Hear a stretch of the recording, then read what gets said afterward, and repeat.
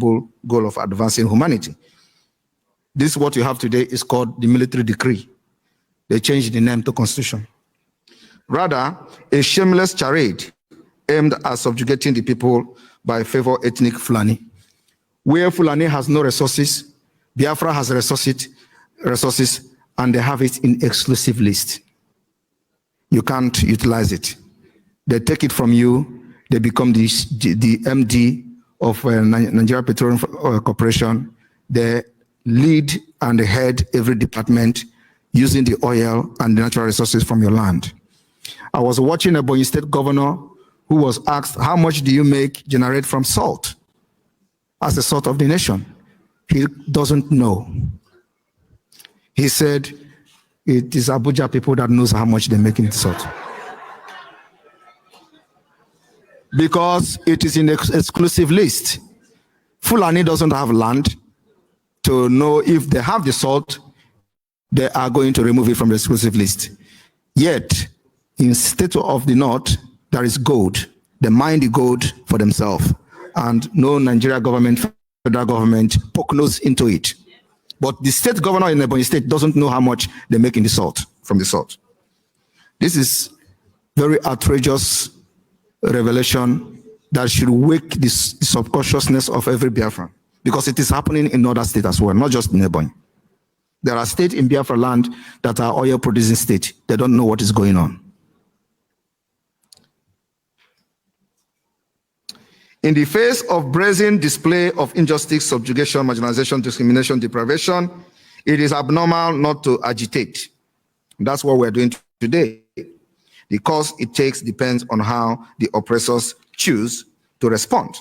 Whether they choose to send negotiators in honest effort to address the issue, or they double down and send the military and police. Today, they have tried to bribe me with trillions of naira. Instead of addressing the reason, I am telling you the fact, they have, just last week, I got the information that they are ready to make me the richest man in Africa.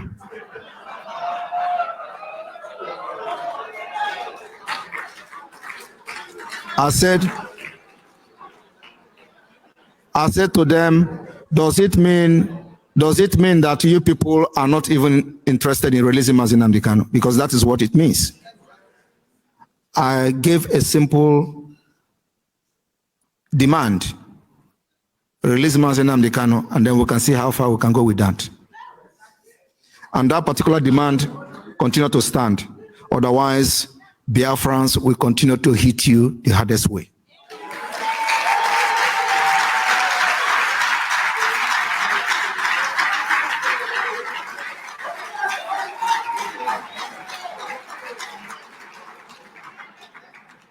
As it turned out, our hosts for this convention, Finland, fought their own war for their own freedom. Most people of this world fight to the end when faced with threat to their survival and well-being. You can't call me a terrorist and then praise Mandela. You can't call me a terrorist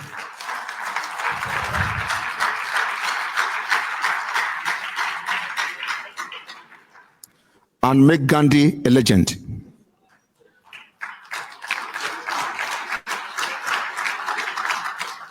However, my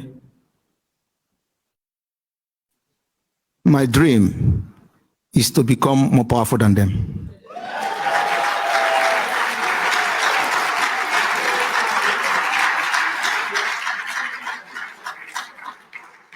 Because I know Nigeria is the most complex, complicated country, and I am fighting it in the same complicated way.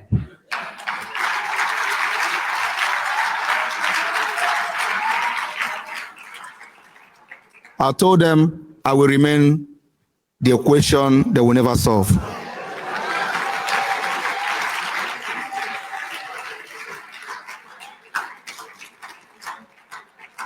Some of you may not understand the reason why you are in Finland today is not just a coincidence. It is something that God has planned for many years.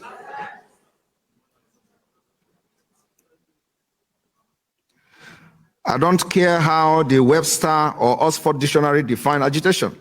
Based on our life experience, I stand here today to define agitation as a natural adaptation to threat to our survival and well-being.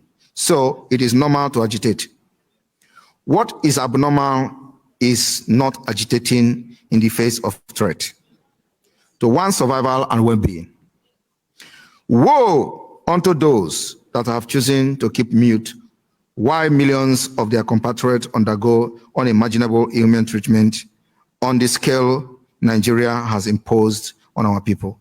And there is many such people. During our preparation for the opening of the Biafra Administrative Office in Baltimore, United States, we wrote letters to the community. One church, Trinity Church, Baltimore, asked us, "You are not the only people from that country in this church. Why is it that you are not only, you are the only one talking about it?" Because the people in the church never cared. They are in the United States and they are living comfortably well. By the time the pastor saw the scale of the government-sponsored genocide in the land, he was overwhelmed and asked, "Does the U.S. government know about this?" The U.S. ambassador to Nigeria, Mary Beth Leonard, should answer the question. Of course, these are the people that are corrupt. If Finland is a corrupt country, by now, a lot of things would have happened. Or you know.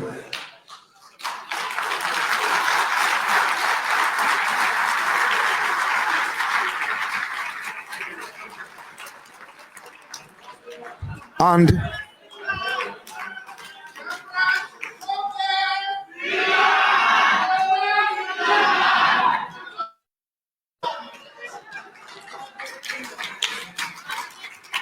I will be in this country and liberate Biafra.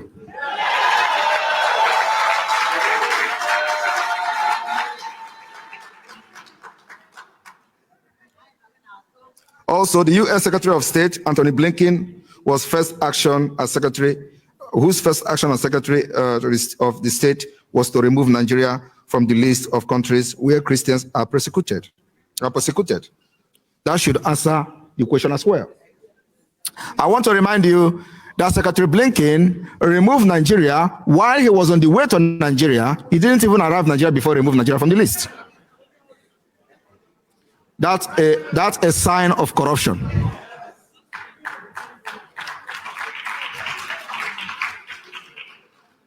Of course, when he came to Finland, we submitted letter to him. Whether he received the letter is a story for another day. But we submitted the letter to him. The U.S. government knows about the killing, but they prefer not to do anything and not to give it publicity. Because we have researched what America did during the Biafra War, and we know what to do. And what we have to do is to continue to fight Nigeria with everything we have.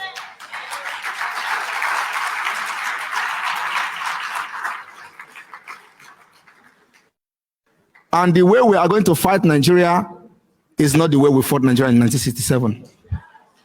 We are fighting them systematically. We will see them, they will not see us.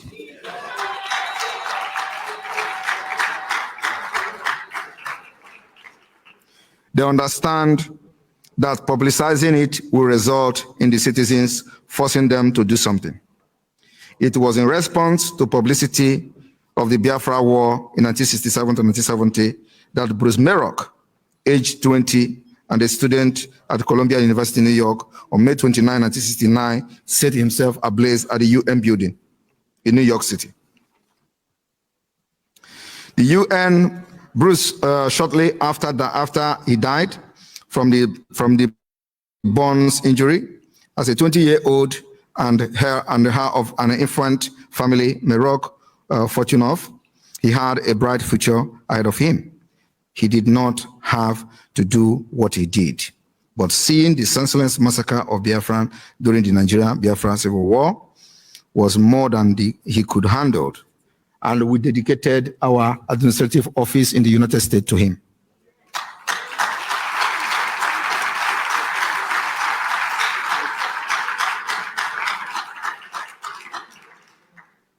He could not understand why the world, and in particular the United States of America, could let extreme wickedness go on for so long as obnoxious image of man, inhumanity to man, as exemplified by death and destruction, and millions of Biafran children dying from kwashiorkor were shown on television around the world.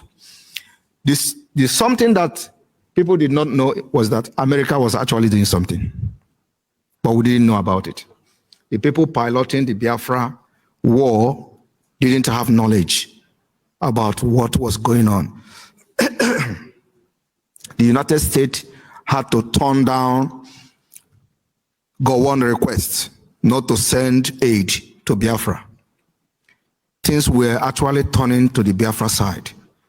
Gowon had knowledge because of the saboteurs that are close to the American government, but Ojukwu didn't have access. So as this was going on, when Gowon knew that America was turning its back, he hurriedly deceived the people on ground to give up the war. And that was actually what happened. So America, although they started reacting late, but whether they were actually doing something for Biafra, yes, we have come across the secret document.